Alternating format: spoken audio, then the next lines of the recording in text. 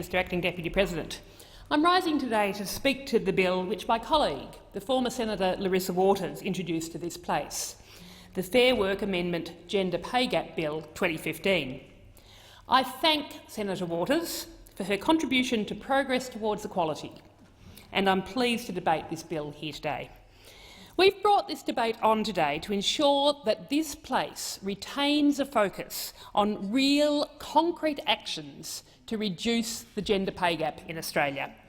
As long as the gender pay gap persists in Australia, we are failing to achieve our best as a nation. We are missing out on the best of our talent and our potential by failing to properly provide for equal pay for equal work. This bill will help to reduce the gender pay gap by banning gag clauses, which prevent workers in various sectors and industries from discussing their pay with their colleagues. This bill amends the Fair Work Act 2009 so that any contract of employment, enterprise agreement or award that prohibits workers from discussing their pay will have no effect. It would probably surprise a few people that many workers, especially those in the private sector and who are receiving a salary, are not allowed to talk about their pay with their colleagues. Many employment contracts include a gag clause, which means that workers can be disciplined or even sacked for talking about their pay. Workers should have the option to voluntarily discuss their terms and conditions of employment with their colleagues, and this bill seeks to enable that. The bill would not force anyone to discuss their pay, but it would make sure that employers could not pressure their employees to stay silent. This bill also prevents employers from taking action against employees from discussing their pay with their colleagues. Now, I'm not usually one who would usually spruik the banks, but there is an excellent bank advertisement that goes to the heart of the gender pay gap. There are several groups of children, siblings, who are asked to do chores, and they do their chores and then the boys are paid more than girls. You might have seen this. All the children are shocked, no more so than the girls, and their reactions are not only heartwarming, but they're accurate. "It should be flat out illegal," one of them says. "I'm not joking, I'm not being unreasonable. If you do the same work, you should get paid the same money." I have no words. It's so wrong. How does the gender pay gap happen? Let me share some stories with you. I've known so many friends and colleagues whose career pathways seem to have a default ending of lower pay than our male colleagues. I think of the women that I went to school with, went to uni with, and the trajectory is very familiar. We finished our degrees and went into full-time work. Bright, energetic, enthusiastic, the world being our oyster, in our early and mid-20s.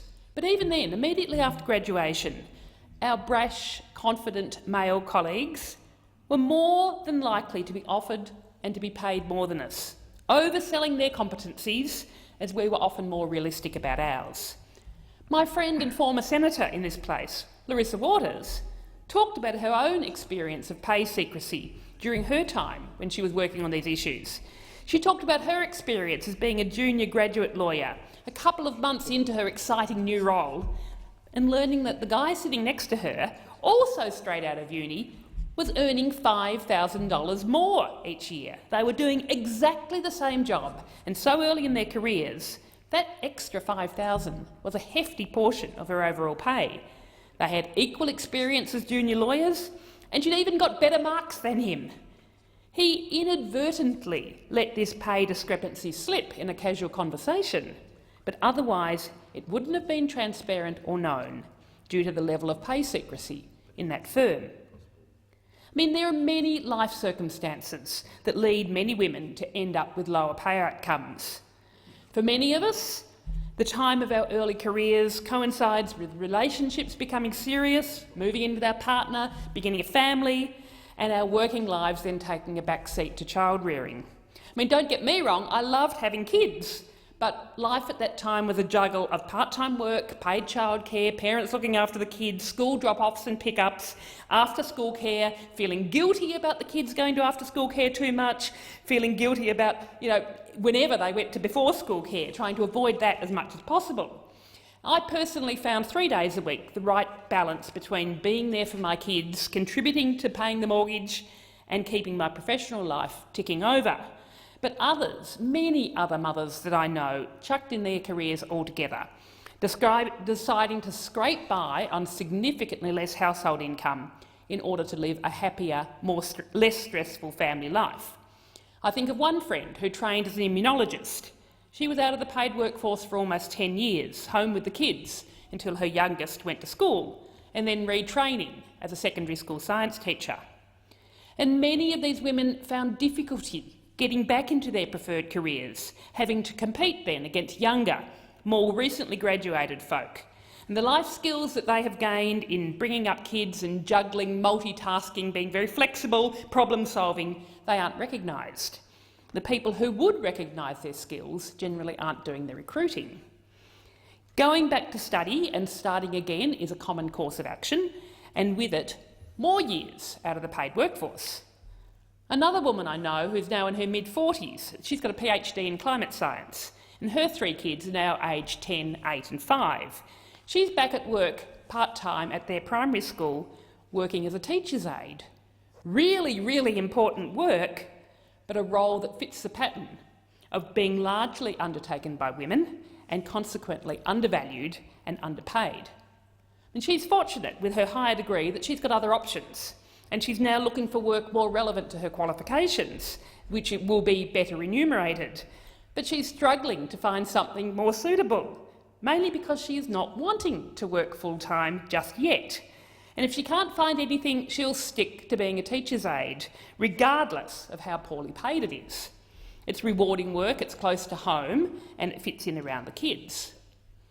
Other friends, even now that their kids are at high school, they don't apply for promotions at work because of the expectations of lots of overtime being inconsistent with a healthy work-life balance. And that's particularly so as our parents are ageing.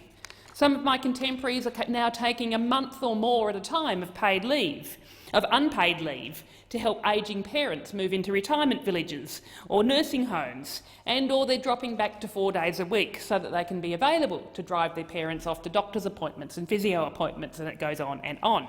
But this bill that we are discussing today won't solve these structural problems. We are going to have to keep working on these. But at least it would mean that when women are getting back into the paid workforce after having kids or dropping back to part-time work, it's more likely that they will be able to negotiate and be paid what they are worth, at least on par with that brash young male graduate who fits to a T the stereotypical expectations of those doing the recruiting, or that senior partner who, yes, works long hours and is always available. But does he really deliver that much more? Does he deserve to be paid that much more? According to the Workplace Gender Equality Agency, the full-time gender pay gap in Australia is 15.3%.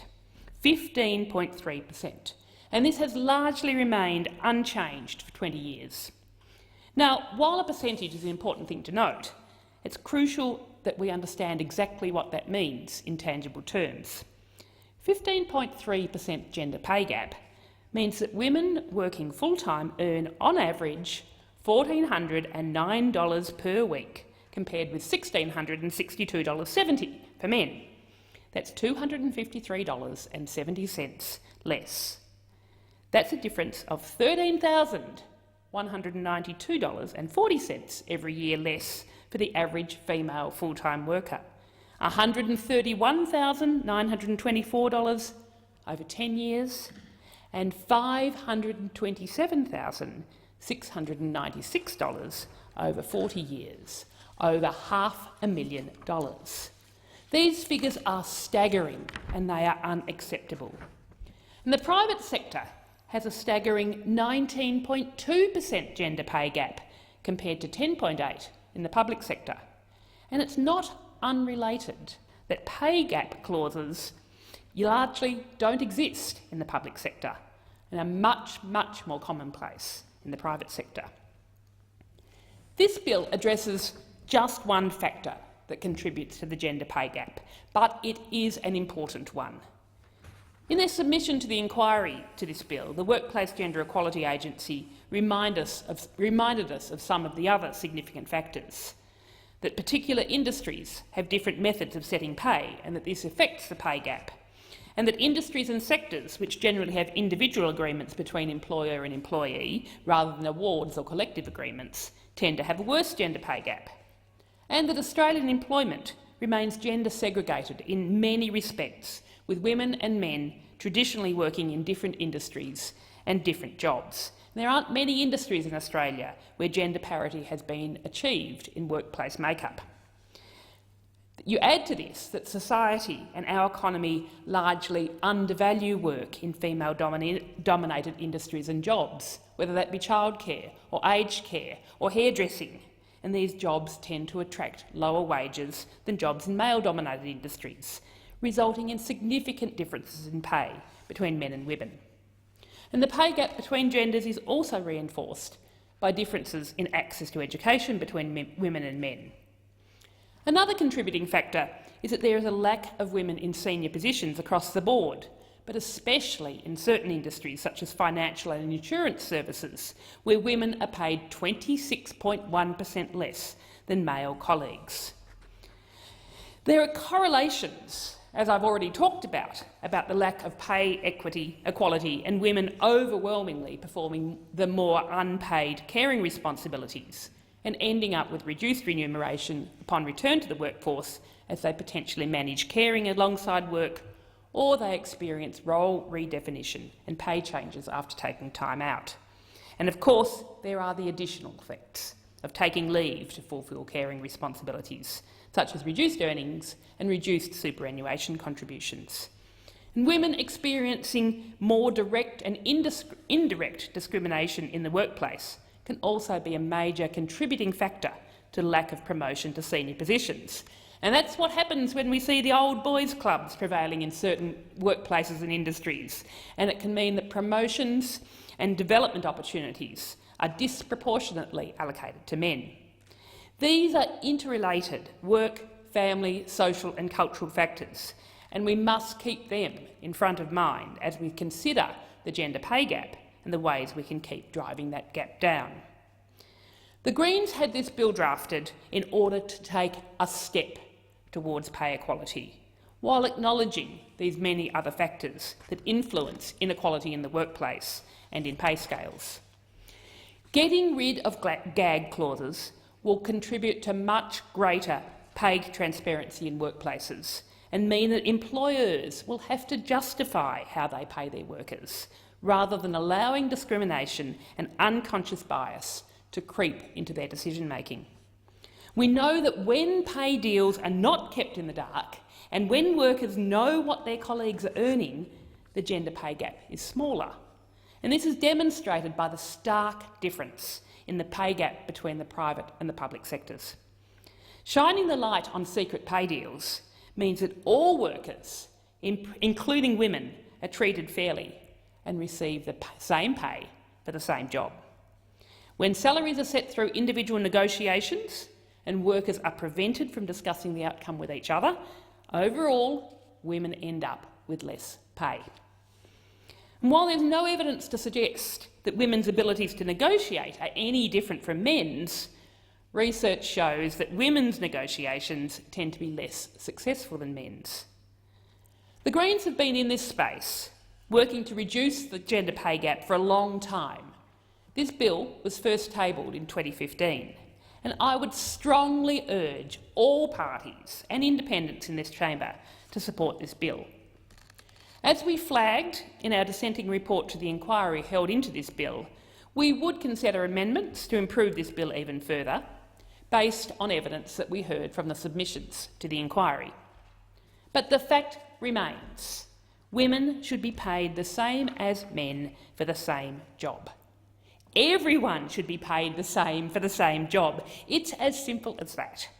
This isn't controversial. I doubt you'd find anybody in this place who would disagree that people, regardless of gender, are entitled to equal pay for equal work. This isn't women wanting special treatment. It isn't about women wanting more than men, it's simply about being paid the same as a man for the same job. At the heart of it, it's about fairness. This is what this bill seeks to achieve. Look, this bill isn't the only thing that we need to do to reduce the gender pay gap to zero. There are other factors at play, other structural issues that must be addressed. But what the Greens are putting forward today is one concrete step towards addressing the issues. Reducing the gender pay gap is about fairness. Everyone should be paid the same for the same job, regardless of their gender. In the bank advertisement that I discussed earlier, one of the girls says to one of the boys who has just been paid more than her, "What we're trying to tell you is that it's not fair that boys get paid more than girls." It's so simple that even children understand it. The question is it simple enough for this parliament to start taking some steps towards addressing the persistent gender pay gap in Australia? Thank you.